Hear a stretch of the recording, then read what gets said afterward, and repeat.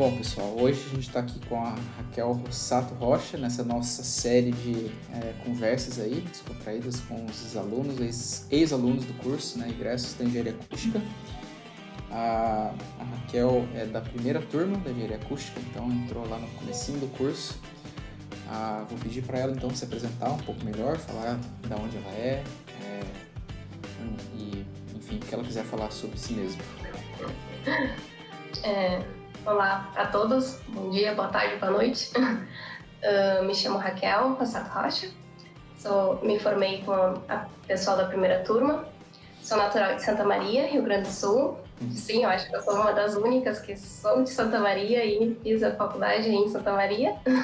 Tive esse privilégio aí, né? Mas na primeira turma quase só tinha gente de perto, né? Só tinha gente de perto, mas eu sou de Santa Maria mesmo. Tenho 27 anos atualmente e tô aí. Trabalho na empresa Guinness, em São Paulo. O ano é o fatídico 2020.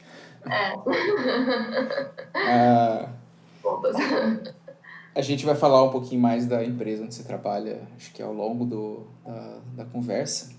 Mas você entrou na primeira turma. E quando foi isso e quando é que você se formou? Bom, eu entrei em setembro de 2009. Falando assim parece que faz muito tempo e faz mesmo. Faz mais de 10 anos. Exato, meu Deus. E por coincidência ou não, a gente começou a ter aula em setembro por causa de uma pandemia que teve também, do H1N1 na época.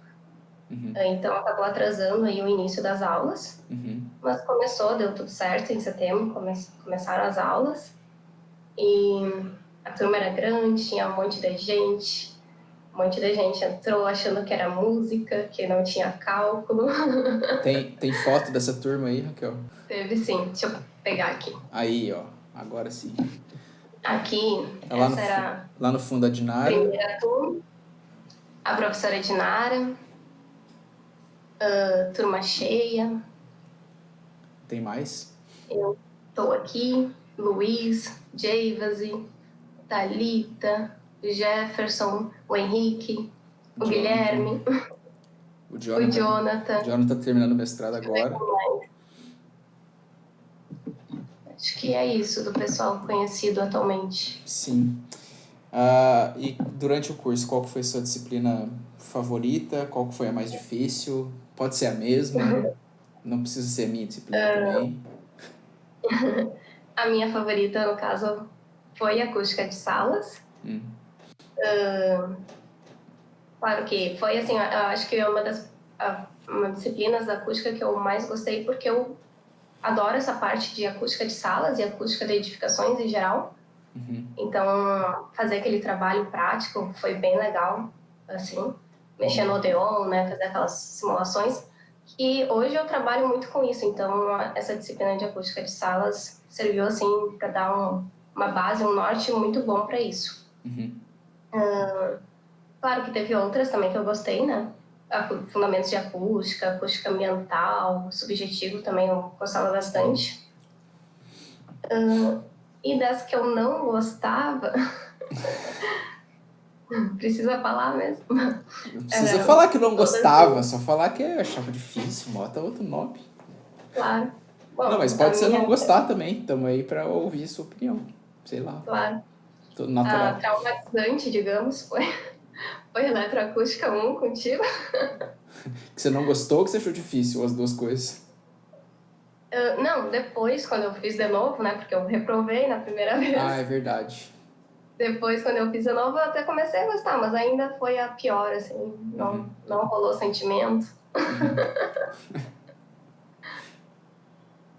E um pouquinho de PDS, né, que são primas ali. PDS é duro, eu já vi gente falar que PDS foi complexo. Muito complexo. Eletroacústica, só para complementar o que você está falando, acho que eu falei isso para sua turma, ou para a turma seguinte, que você estava, de novo. Que eu acho que foi a disciplina que eu achei mais difícil programar e preparar. Foi a eletroacústica. Embora Sim. muita gente ache PDS bem difícil, eu achei PDS bem mais fácil de preparar do que eletroacústica. Porque as Ah, eu informações vou... são inexistentes, assim. Você tem pouquíssima informação, livro, base, etc. Teve algum momento do curso, assim, que você pensou em desistir do curso, assim, por algum motivo?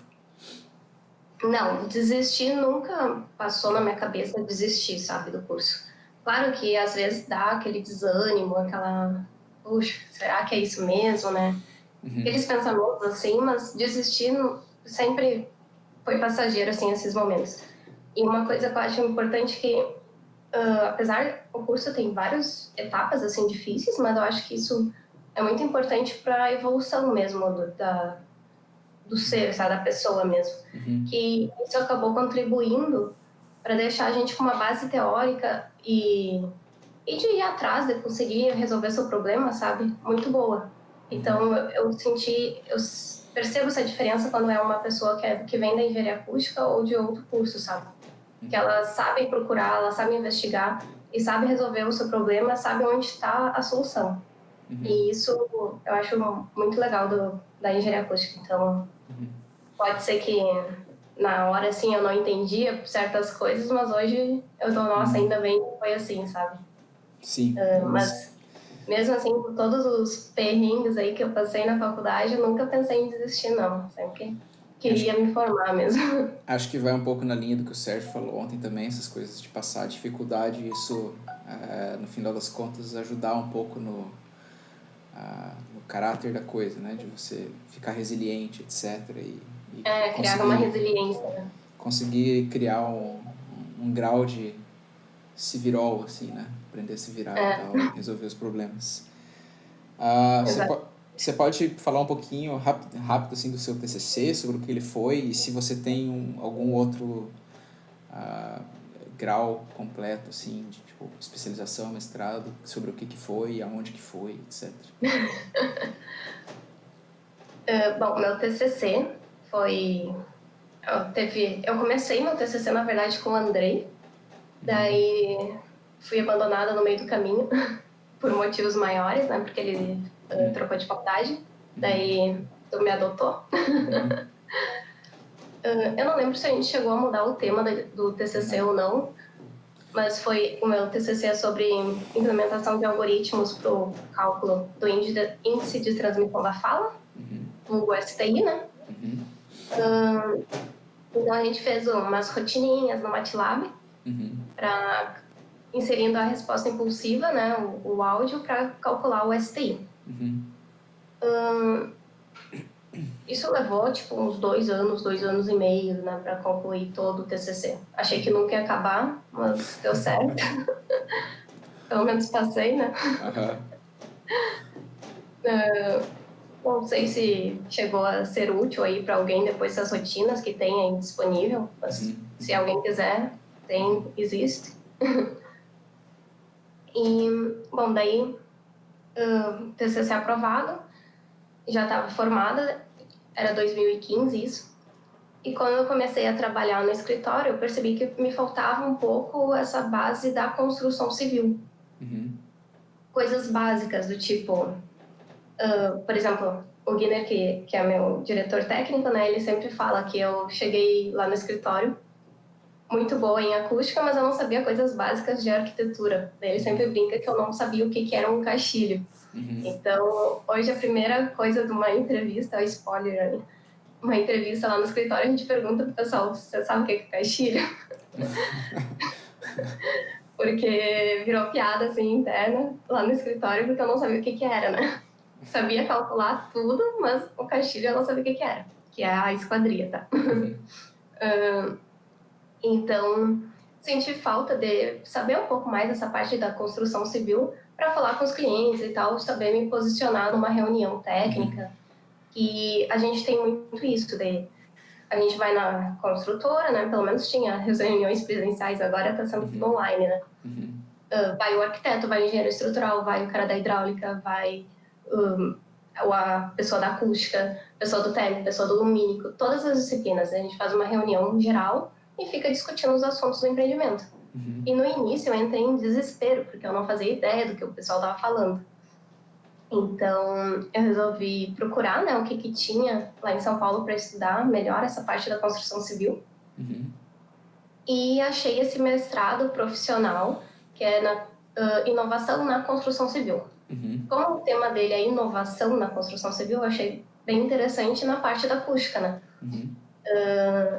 E nisso eu fiz o processo seletivo, passei. Aonde que era? É Qual na instituição? técnica da USP, na engenharia civil da Tá, USP. na USP, tá. Isso. Daí fiz o teste, passei. Tipo, tinha perguntas da hidráulica. Eu até hoje não sei como eu passei, mas passei. E daí eu fiz o... Foi bem importante para ter essa base também da construção civil. Uhum. Tive que estudar um pouco além dos meus colegas, né? Mas faz parte. Uhum. E o tema da dissertação foi sobre ruído hidrossanitário em edificações prediais. Uhum. As soluções que a gente tem no mercado, como mitigar essas soluções, uma coisa bem prática assim para a área que eu trabalho mesmo, que era uma necessidade Sim. que eu sentia. Mas também com todo o rigor que a USP exigiria de você, né? E hoje, onde você trabalha? Em que lugar? Qual empresa? Se você puder falar um pouquinho da instituição onde você trabalha, né? Privada, é público? O que que ela faz? Qual que é a missão, etc. E lugar do mundo também onde você trabalha, cidade, etc. Bom, eu fui fazer meu estágio final de graduação, né? Em 2014, agosto de 2014, na empresa Guiner, que é em São Paulo. Então eu cheguei assim, achando uma coisa e era totalmente outra. Isso é normal quando vai fazer um estágio, por isso que existe o estágio, né? Então, mas ainda bem que a gente tem essa base O teórica que você boa. achou? Não sei, achei que eu ia chegar já calculando coisinhas no Odeon, Easy da vida. Não, as medições são na obra, no ambiente sujo, né? Não é aquele Tem ambiente foto? isolado, também do laboratório. Tem que carregar equipamento. Tem foto desses perrengues aí? Tem, peraí. Deixa eu achar aqui. Vou pegar aqui. O seu estágio durou quanto tempo lá? Durou 6 meses de estágio, né? E depois, quando me formei, felizmente fui efetivada, né? Um pouquinho... Eu deveria ter escolhido a foto antes de compartilhar a tela, né? Desculpa. Estágio. Aqui, ó, o ambiente de trabalho, que todo cuidado com o equipamento é necessário, né? Porque são equipamentos sensíveis, só que são obras, né? Então tem pó, tem sujeira, tem barro. Tem que carregar coisa que é pesado também, né? Não é necessariamente, enfim, fácil, né? Sim, não tem como o carro chegar até lá, então tem que carregar uma parte, os equipamentos. Então, sem engenheiro acústico tem que ter força, né? Sim. Você foi efetivada e ficou na Guiner, que... Isso, daí no início eu fazia simulações, medições, depois foi crescendo. E só fazendo um parênteses, antes de eu entrar na Guiner, eu não tinha nenhum engenheiro acústico, obviamente, né? Então, foi um grande marco, eu acho, de antes e depois, sabe?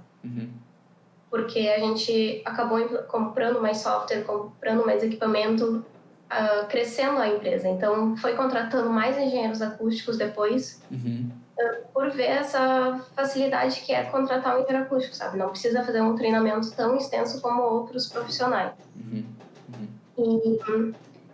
Então, logo que eu entrei, era somente eu e mais um arquiteto. Hoje a gente já tem 12 pessoas na empresa. Não é uma empresa muito grande, mas já cresceu bastante comparado, né? Sim. Quando é que foi o estágio mesmo? 2014? 2014 o estágio. Estou lá há 6 anos. Hoje eu faço a coordenação dos projetos. Não, bem dizer, não coloco mais a minha mão na massa, assim, mas faço a coordenação geral dos projetos. Mas quando é um projeto bem específico, assim, claro que daí todo mundo entra em ação, né? Que são projetos basicamente da construção civil, primordialmente, né? Isolamento, condicionamento acústico. Na verdade, a maior demanda, tipo, hoje, isso varia um pouco, tá? Mas hoje, 2020, a maior demanda que a gente tem no escritório são projetos para atendimento de desempenho por causa da norma 15575. Uhum. Então, a gente faz o mapa de ruído, faz as simulações de desempenho, daí emite o relatório, depois faz a parte de projeto. Antes a gente fazia no AutoCAD, agora já é no BIM, tecnologias novas, né, que vão mudando. E depois, sim, entra a parte de teatro, cinema, auditórios, mas não é... Tipo, a gente imagina que a gente só vai fazer isso, né? Mas não, isso é bem minoria mesmo. A maior parte são as normas de desempenho. Isolamento acústico. Isolamento da edificação. Sim. Aéreo estrutural, imagino. Sim, aeroestrutural. E essas simulações e tal que são feitas durante o processo projetual, você falou do BIM, né? Que é Building Integrated Management, alguma coisa assim, né? É uma tecnologia nova, não sei se todo mundo está familiarizado, mas é basicamente você integrar dentro do teu software de projeto a simulação física, né? De isolamento térmico, lumínico. Tem ferramenta já para isolamento sonoro? BIM? Tem. Opa, desculpa. Não, pode falar. Não, tem ferramenta para isolamento sonoro BIM? Sim. Na verdade, assim, não tem ainda um software totalmente compatível com o BIM. Isso é uma necessidade que a gente precisa no mercado. Existe um que lançaram, só que eu já testei, ainda está em fase de teste, não está 100% concluído, tá? Mas isso é uma necessidade que a gente vai ter que rever agora no futuro próximo, né? Porque todas as construtoras e para os escritórios de arquitetura não estão mais usando, digamos, o AutoCAD, usando o BIM, e a gente não tem um software que fala diretamente com o BIM. Então, nem nenhum pacote dentro do software grande de BIM que faz o cálculo de isolamento, né? Tem um, mas ainda está em fase de teste, não está... Entendi. E de condicionamento, menos ainda, né? Menos ainda. Aí piorou. Sim. Eu vejo os arquitetos reclamando disso, né? Porque BIM está sendo uma coisa bem importante, né?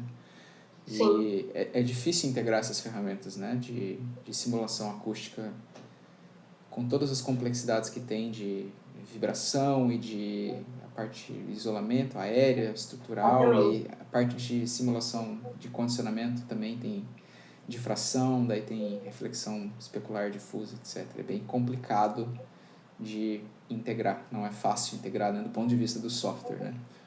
Exatamente. Mas tudo isso que você está falando faz sentido, né? Você já abordou boa parte da pergunta que era a próxima, que era falar um pouco do que vocês trabalham, rotina, etc. Mas o que mudou na sua rotina com a pandemia?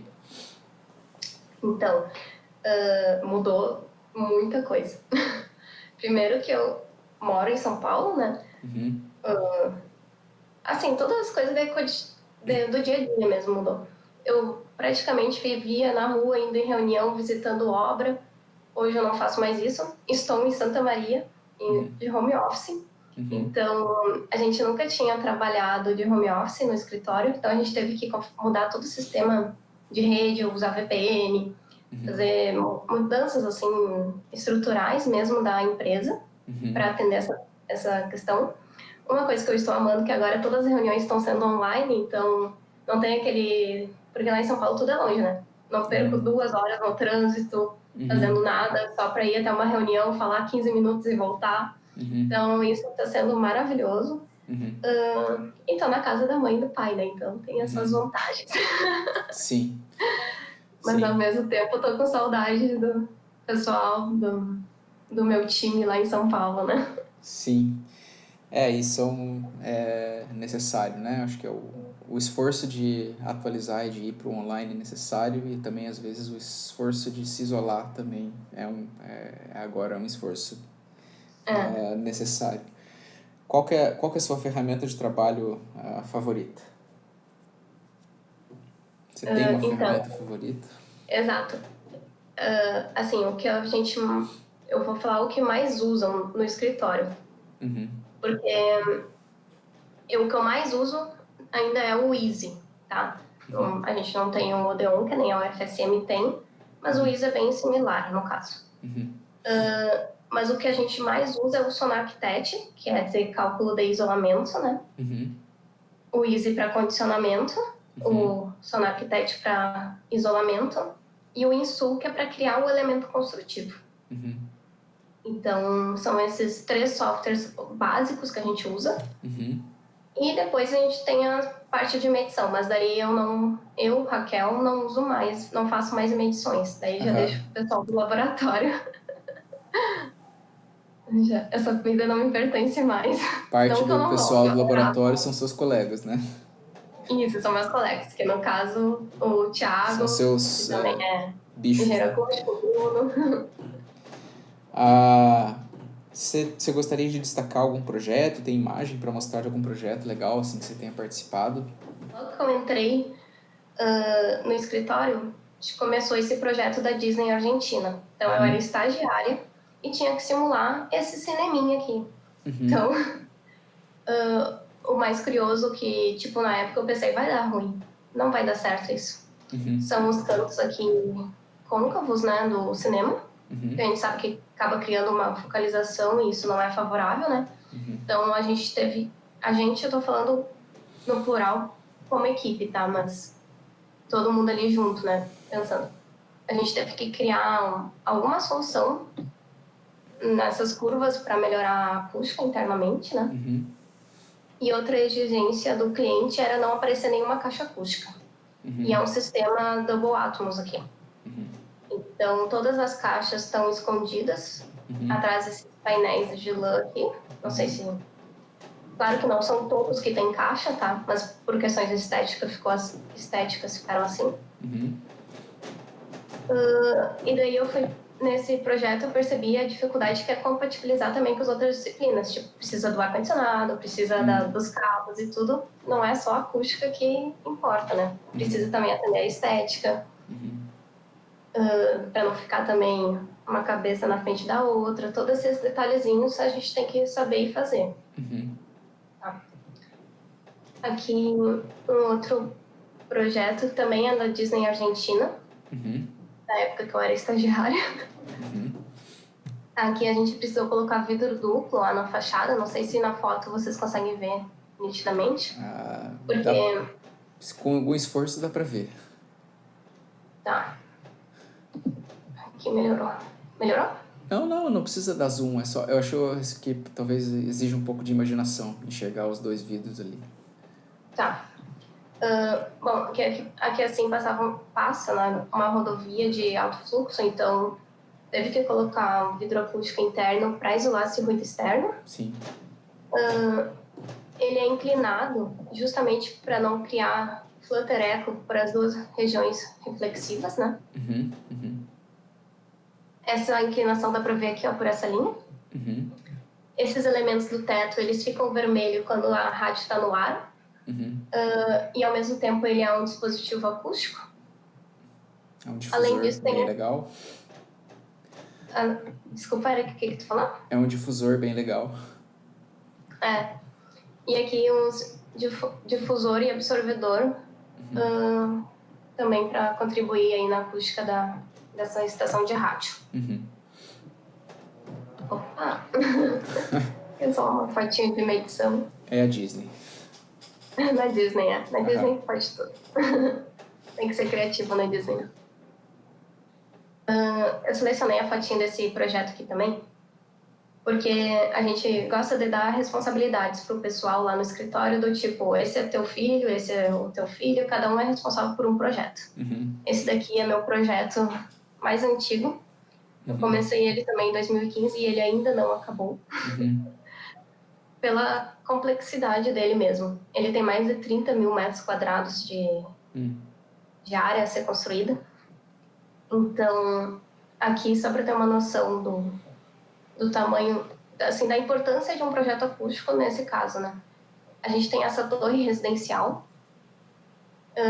Essa torre residencial tem diversas áreas técnicas em cima ou embaixo de dormitórios, de ambientes sensíveis, então tem que tomar todo esse controle esse cuidado no controle de ruído e de vibrações nessas áreas técnicas, interferindo aqui nos dormitórios, porque ela não é uma torre residencial comum, ela é uma torre residencial de altíssimo padrão, então não pode escutar nada lá dentro. Porque pela norma de desempenho a gente tem os 3 níveis, né? Então ela seria o nível superior. Então tem que tomar um cuidado extra aqui.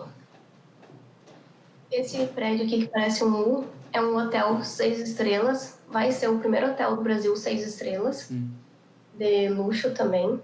Então a gente tem essa piscina aqui na cobertura, que é de uso comum do hotel, e embaixo são suítes. Então a gente não pode ter alguém pulando na piscina, transmitir a vibração pela estrutura e chegar no dormitório de baixo, né? Sem falar da questão de ruído hidráulico também. Então, ruído hidrossanitário, desculpa. Então também tem todo um projeto de desocupamento estrutural aqui da piscina, os cuidados com as suítes, a fachada também, porque aqui é do lado da Avenida Paulista, então a gente tem muito fluxo de helicópteros. Então toda a fachada também teve um cuidado especial. Além disso, essa torre aqui são uma torre comercial, que aqui é uma capela, então vai ter casamentos aqui e depois o salão de festa. Então a gente tem um salão de festa do lado aqui do hotel, né? Então teve que ter todo esse cuidado aí também. Esse projeto ele tem, eu acho, uns 6 andares no subsolo. Nesse subsolo a gente tem balada, cinema, ballroom. Tudo que imaginar de espaço de lazer tem. Só que é tudo subterrâneo também. E toda essa parte aqui é um shopping. Bem complexo. Já fazem 5, 6 anos que você está trabalhando e ainda vai mais um tempo ainda, pelo jeito. Com certeza. Ó, agora eles acabaram de terminar a estrutura dessa torre. Esse aqui já está pronto, esse aqui está quase acabando e aqui ainda nem começou. Então, ainda tem muito tempo de projeto. E tem o estúdio da CNN também, que eu acho que você tinha comentado, né? Isso. A gente esse é o mais recente. Agora, em março de 2020, o canal CNN Brasil entrou, né, no ar. Tá na TV a cabo, no caso. Isso, eu acho que não é só na TV a cabo. Não? Não sei. Não sei. Bom, enfim. Daí a gente fez todos os estúdios de televisão, salas de PPA, sala de locução, sala de tradução simultânea. Então, tem todo esse cuidado que um canal de televisão precisa ter, né? Aqui é uma foto da gente fazendo as medições, que depois de fazer o projeto, as visitas técnicas, tudo, a gente foi lá fazer as medições. Então, a gente está com a fonte sonora lá na redação, emitindo um ruído e medindo dentro do estúdio aqui, para ver se tem algum vazamento. Isso aqui é uma câmera acústica portátil. Então, a gente consegue ver alguma questão pontual. Por exemplo, faltou uma vedação aqui nesse vidro, ela mostra. Então, para fazer pequenos ajustes, sabe, na construção. Que isso é uma coisa muito importante, tipo, projeto é uma coisa, execução outra. Então, a gente tem que estar em cima durante a execução para ver se estão executando exatamente que nem está no projeto, porque depois pode afetar no desempenho desse projeto, né? E aqui a CNN também, só para mostrar para vocês que a Avenida Paulista está bem aqui, e a CNN, todos os estúdios são esses vidros aqui, super baixinhos. Então a gente tem manifestações, tem passeata, tudo na Paulista, né? Trânsito da Paulista. O trânsito lá era o de menos, né? O problema era as passeatas que eles passam com os carros, os caminhões elétricos aqueles, né? O trio aquele, as caixas de som bem aqui na altura dos estúdios, né? Então, a gente teve que fazer... e além disso, tem um metrô que passa aqui embaixo. Então, a gente sentia o prédio vibrando um pouquinho, sabe? Quando passava o metrô, por exemplo. Ou quando tinha fluxo intenso no horário do almoço, que as pessoas desse prédio aqui tudo descem no mesmo tempo para almoçar, o prédio vibrava. Sem mentira. Sentia assim vibrando. Esse prédio, então, ele já existia. Ele foi Exato, condicionado, tanto no isolamento quanto na parte de condicionamento acústico, para o projeto da CNN. Exatamente, o prédio já existia. Então, o grande problema é que as câmeras de televisão são muito sensíveis, né? Então, elas não podem trepidar nada. Então, a gente fez todo um projeto aqui, box em box, nos estúdios. justamente para isolar essa vibração e também para fazer o controle desse ruído, né? Uhum. Só que o problema era exatamente esse, o prédio já existe. Então, a estrutura já existe. Então, foi desafiador nesse sentido. No caso desse Cidade Matarazzo que você falou antes, ele não existe ainda, ele está sendo construído do zero? Não, são tudo prédios tombados. Ah, ok. O único novo é essa torre residencial e o office aqui. O resto, esse prédio aqui, por exemplo, é tombado. E agora eu te pergunto, Eric, como que a gente está fazendo 6 subsolos com o prédio tombado? Não sei. Pois Tem que é, achar um jeito de segurar o prédio e fazer o chão vibrar, cavar. exatamente. Eles deixaram a edificação suspensa e cavaram embaixo dela. Foi coisa de louco mesmo. Aqui é um estúdio para tocar violão. Ele toca violão de hobby e solicitou um estúdio. Então, difusores. Isso aqui é o render, eu não achei foto do estúdio pronto, mas a gente já fez menções lá nele pronto, só que eu não consegui achar as fotos, desculpa. Então a gente colocou os difusores no teto, na parede do fundo, perto do violão. Aqui a gente fez intercalado, absorção, reflexão. E foi bem satisfatório escutar o feedback desse cliente, porque ele, no início, quando ele contratou a gente, ele falou: eu duvido que vocês deixem o estúdio do jeito que o meu ouvido quer. E no final ele mandou um e-mail agradecendo que estava assim, ó, perfeito. Então foi bem gratificante. Muito bom. E tem alguma história engraçada da graduação para contar? Que não seja constrangedora? Na verdade tem várias histórias engraçadas, né? O problema é escolher uma delas.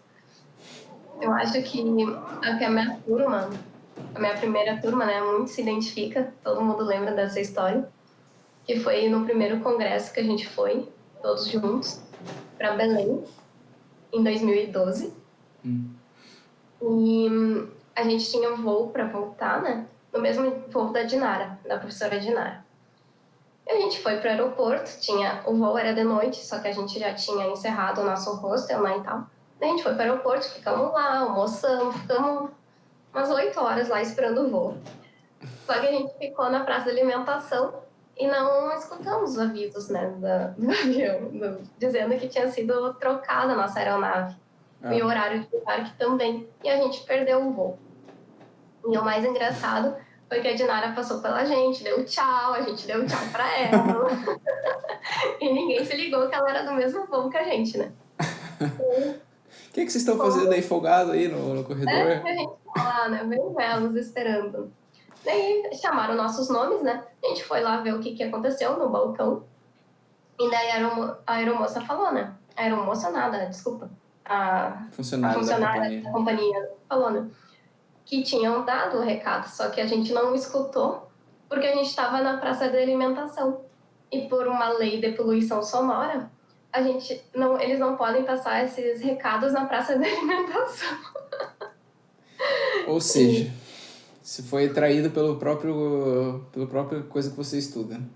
E a gente tudo com os casaquinhos da engenharia acústica, né? Tudo se achando, né? Daí a gente acabou ficando mais um dia em Belém. Ganhamos ainda hospedagem no Hilton, que para nós foi muito bom. Porque a gente estava num hostel que não tinha nem água quente, não tinha nada, assim, era horrível. Então a gente conseguiu tomar um banho quente, comer. E a gente fez um videozinho para a professora Dinara falando obrigada, Dinara, por não ter nos avisado. Agora a gente está aqui mais um dia em Belém. E amanhã a gente não vai na aula porque a gente está aqui ainda. Muito bom. Tá, e a última pergunta dessa conversa é se você tivesse a chance hoje de voltar no tempo e dar um conselho pro seu eu lá do início da graduação, do passado, um pouco antes ou um pouco depois do início, o que você falaria? Então, essa é uma pergunta profunda, né? Falaria tanta coisa, mas acho que de principal, assim, é não estudar só. claro, tem que estudar as coisas da faculdade, mas não se focar só na faculdade, também estudar além, sabe? Não é somente o que você vai aprender na disciplina, então tem que estudar além da faculdade. E aprender também a mexer em softwares que não são somente os de acústica, são importantes de acústica, claro, mas além deles também aprender outros, né? Que a acústica não vem sozinha, ela vem junto com outras disciplinas, né? Alinhada com elas. E uma coisa que daí não falaria pro meu eu, porque eu sempre participei disso, mas eu acho que falaria para os próximos alunos aí, os alunos, né? Para participar do INAD, porque é muito importante fazer a divulgação do INAD para atingir um público maior, sabe? Quando as pessoas tiverem noção dos efeitos do ruído, sabe, na nossa saúde, eles vão dar mais importância para a acústica e, consequentemente, a gente vai ter também mais demanda, né? Sim. Então, é importante participar ativamente do INAD e divulgar. Sim. E até para o pessoal, assim, para o Brasil inteiro conhecer, porque ainda tem muita gente que não sabe o que é engenheiro acústico. Então, a gente precisa divulgar mais, ganhar mais espaço, assim, em tudo. O que a gente puder fazer, tem que aceitar e encarar, sabe? Para justamente fortalecer a engenharia acústica. Eu acho isso bem pertinente, porque parte do trabalho de vocês que estão no curso e vão se formar, etc., é exatamente instruir a população, né, de forma geral, né, devolver esse conhecimento para a sociedade de que isso também é tipo, considerado hoje, acho que a segunda forma de poluição mais importante, né, mais exagerada no mundo, não sei qual palavra exatamente usar nesse caso, mas que é importante, parece que a gente está dando assim, nossa, que importante que é, né, não, tipo, é ruim, de um jeito ruim é importante, né, e a gente tá num país em que a sociedade em geral não tem uma cultura de acústica, né, não tem... Não vai no restaurante que tem tratamento acústico, não vai na igreja que tem tratamento acústico, não vai no shopping que tem condicionamento acústico, às vezes tem isolamento, mas não tem condicionamento. Então, criar essa cultura, né, instruir, participar dessas atividades como INAD, como dia de conscientização, como, enfim, falar com a sociedade a respeito disso, acho que é bem importante. É exatamente isso, porque talvez a pessoa hoje aceita ir num restaurante que não tem condicionamento acústico porque ela nem sabe qual que é a sensação de entrar num restaurante com condicionamento acústico, né? Então, no momento que ela descobrir isso, ela vai começar a notar. Ela vai ter vai mudar essa chavezinha no cérebro dela, né? E isso é fundamental pra gente, pra todos os acústicos aí. Então, eu acho isso muito importante, da gente conseguir divulgar o quanto mais a gente puder divulgar, fazer esse papelzinho, essa lição de casa aí. Joia. Raquel, obrigado pela conversa, foi bom falar de novo assim contigo, né? Fazia um tempinho que a gente não conversava. Tenho certeza que o pessoal vai gostar. Acho que são sempre conversas legais assim de retomar. E é importante para quem está no curso, é importante para quem talvez queira saber o que é, né, o curso, quem está escolhendo talvez uma profissão, ver um pouco do dia a dia de vocês também. Então, legal. Queria te agradecer por topar participar aí.